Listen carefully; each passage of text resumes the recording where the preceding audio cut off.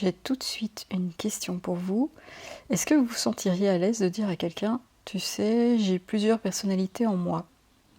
Alors, peut-être que oui, si c'est une personne dont vous êtes très proche et avec qui vous vous sentez en confiance.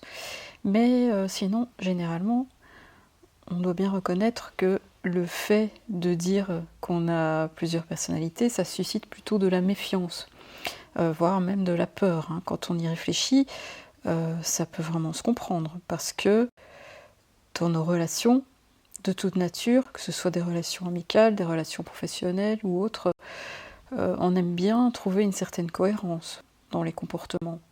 On aime bien qu'il y ait une certaine stabilité dans la personnalité d'un jour à l'autre. Sinon, on a l'impression de ne pas connaître cette personne que l'on pensait connaître. Et ça, oui, ça peut vraiment faire flipper. Donc, oui, si aujourd'hui vous dites « j'ai plusieurs personnalités », il y a quand même peu de chances que ce soit bien accueilli. Ceci dit, on peut quand même s'estimer heureux parce que, à d'autres époques, le fait d'exprimer plusieurs facettes de sa personnalité était automatiquement assimilé à la possession démoniaque ou bien à de l'hystérie par exemple. Alors aujourd'hui, il y a encore pas mal de confusion, des incompréhensions, il y a des associations d'idées douteuses, voire foireuses.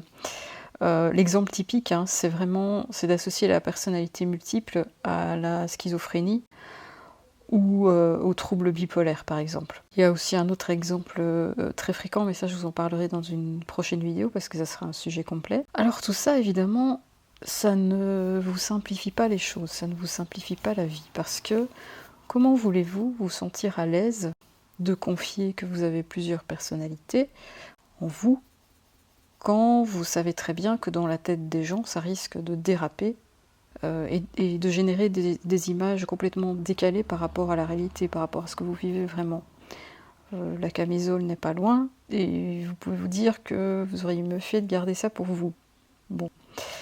Comment on fait pour se sentir bien dans tout ça? Alors, encore une fois, aujourd'hui, c'est Carl Jung qui va nous apporter un élément de réponse très intéressant, qui va nous aider à y voir plus clair, qui va vous permettre de mieux vous situer dans tout ça et de faire la part des choses.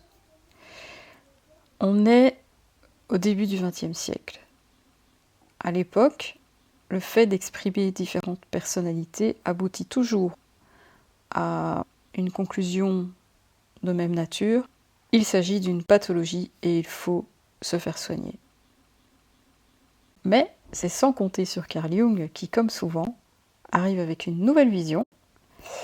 C'est-à-dire que pendant que tous ses contemporains disent que personnalité multiple égale pathologie, Carl Jung, lui, il va dire non, pas toujours. Pour la majorité des gens, à la base, avoir plusieurs personnalités partielles, qu'il a appelées les complexes autonomes, hein, je vous renvoie à la vidéo précédente si vous ne l'avez pas vue. Donc avoir ces plusieurs personnalités partielles qui se développent dans votre inconscient, ce n'est pas une pathologie, c'est normal et c'est chez tout le monde. Pourquoi?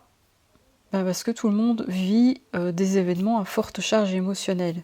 Rappelez-vous que c'est ce type d'événement qui va générer l'apparition d'un complexe autonome dans votre inconscient. Alors tout le monde vit ce genre d'événement, donc tout le monde est amené à gérer ce type d'événement, à y faire face. Maintenant, il y a un point bien entendu qui est que tous ces événements à forte charge émotionnelle ne sont pas de même nature ni de même intensité. Et ça, évidemment, ça va avoir une influence.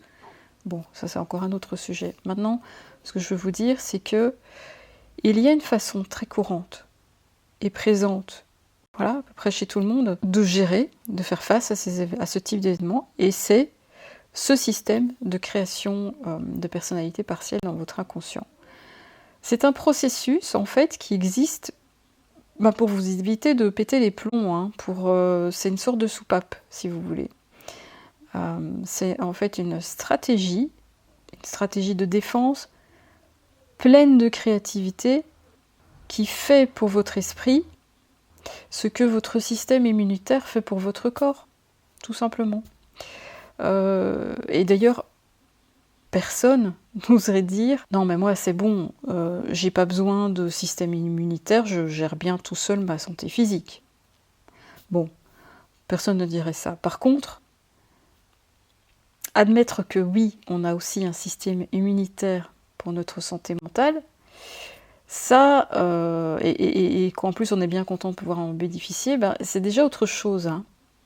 Dans le domaine de la santé mentale, évidemment, ça devient plus délicat. Et là, vous allez pouvoir trouver plus facilement des personnes prêtes à affirmer « Non, ben moi, c'est bon, j'ai pas besoin de ça, je gère très bien les charges émotionnelles. » C'est les faibles qui savent pas gérer les émotions. Bref. Nous procédons toujours de l'idée simpliste que nous sommes le seul maître dans notre maison. Ça, c'est une citation de Carl Jung. La bonne idée de Carl Jung, hein, à laquelle personne n'avait pensé avant lui, c'est de proposer une vision des personnalités multiples sur un spectre qui va de situation normale, non pathologique, à situation pathologique. Alors, dans la majorité des cas, avoir une personnalité multiple est considéré comme normal, zone non pathologique.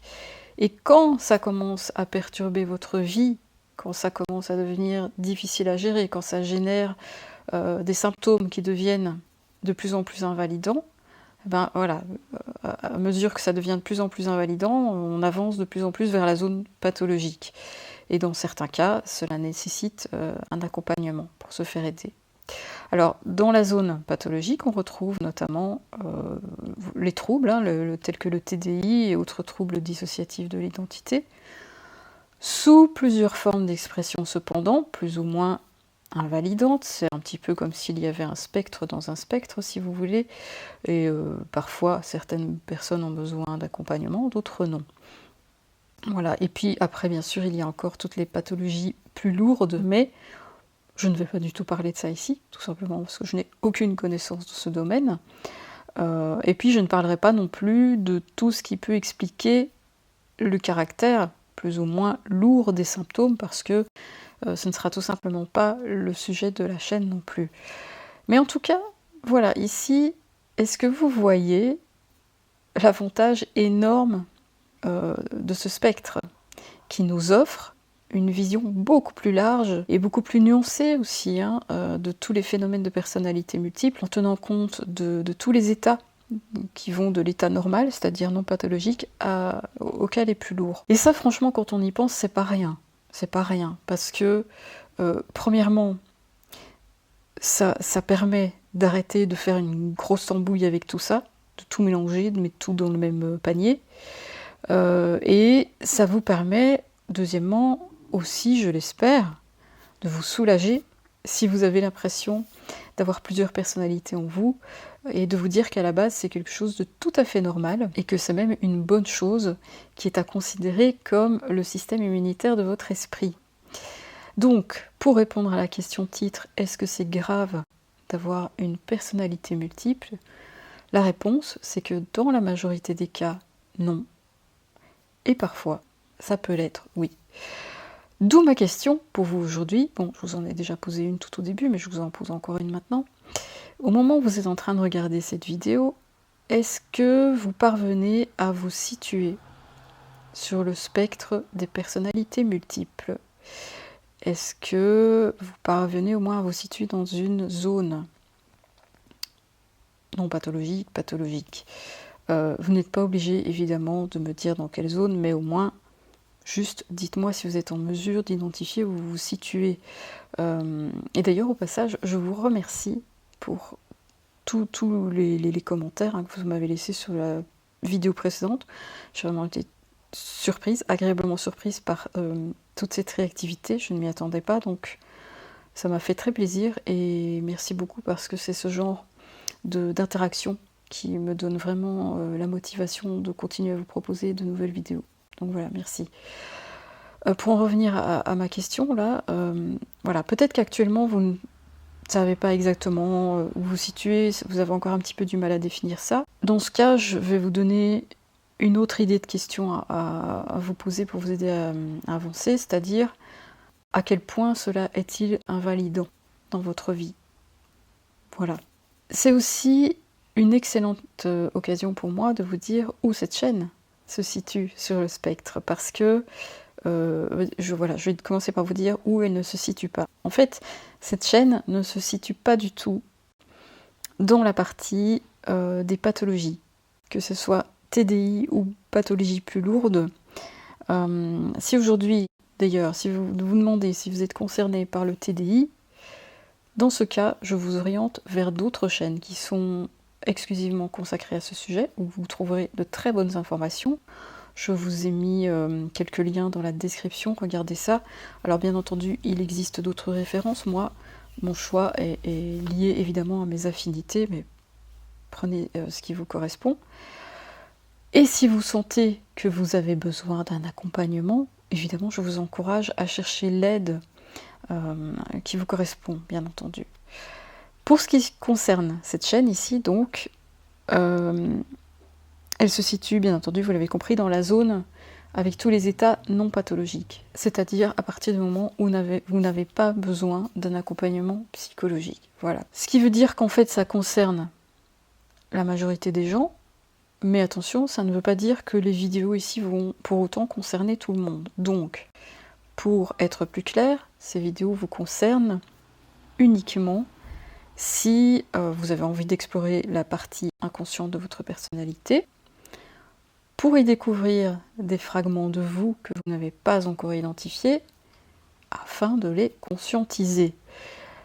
Pourquoi c'est très intéressant de faire ça? Eh bien ça, c'est ce que je vous raconterai dans une prochaine vidéo. Ah oui, et aussi, juste, si vous êtes concerné par le TDI et que vous êtes quand même intéressé par mes vidéos, bienvenue, évidemment.